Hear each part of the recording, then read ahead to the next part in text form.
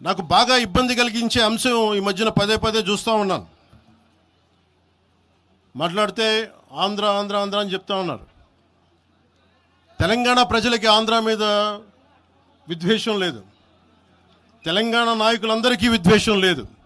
తెలంగాణ ఏర్పాటు కావాలని కోరుకున్నారు కానీ ఆంధ్ర ప్రజల మీద ఎక్కడా విద్వేషం చూపించలేదు. నిజంగా తెలంగాణ ప్రజలు కానీ మొత్తం తెలంగాణ నాయకులు కానీ విద్వేషం చూపించి ఉంటే ఈ రోజున ఒక్క ఆంధ్ర ప్రాంత వ్యక్తి కూడా ఇక్కడ తెలంగాణలో ఉండలేడు.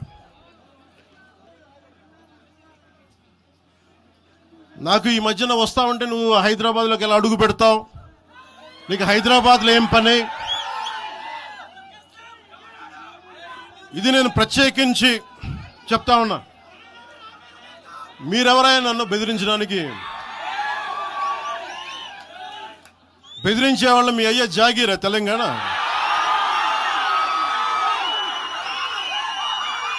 నా మీద దాడులు చేస్తా ఉన్నారు కదా.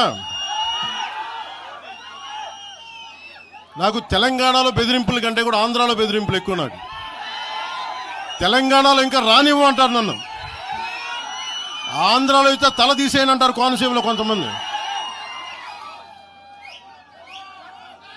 నేను ఓడిపోయినప్పుడు 2019లో ఓడిపోయినప్పుడు మన తెలంగాణ నాయకులు ఒకరే చెప్పారు, అన్నా మా తెలంగాణలో ఉంటే నీకు పరిస్థితి రానిచ్చేవాళ్ళం కాదని చెప్పి. నాకు నిజంగా ఏ రోజున ఒక్క మాట మీకు కేసీఆర్ గారి గురించి కానీ ఇన్ని సంవత్సరాల్లో 12 సంవత్సరాల్లో ఒక్క తెలంగాణ నాయకుడిని ప్రభుత్వం ఏర్పాటు చేసినప్పటి నుంచి ఈ రోజు దాకా ఒక మాటంలా జనసేన మటుకు తెలంగాణలో అడుగు పెట్టకూడదంటే మేము ఏం కోరుకున్నాం? జనసేనలో మేము తెలంగాణలో ఏం కోరుకుంటాం?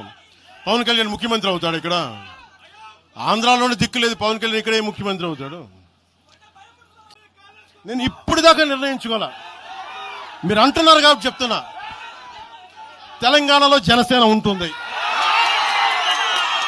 నేను పోటీ చేస్తా. ఇప్పుడు దాకా ఎప్పుడు అవసరమైతే తెలంగాణలో తిరుగుతాం, నేనే తిరుగుతా, మేమే తిరుగుతాం. ప్రతి సమస్య మీద మాట్లాడతాం, ప్రతి అన్యాయాన్ని ఎదుర్కొంటాం. ఏం మాట్లాడతారు మీరు? ఇది తెలంగాణ భారతదేశంలో అంతర్భాగం, మర్చిపోకండి.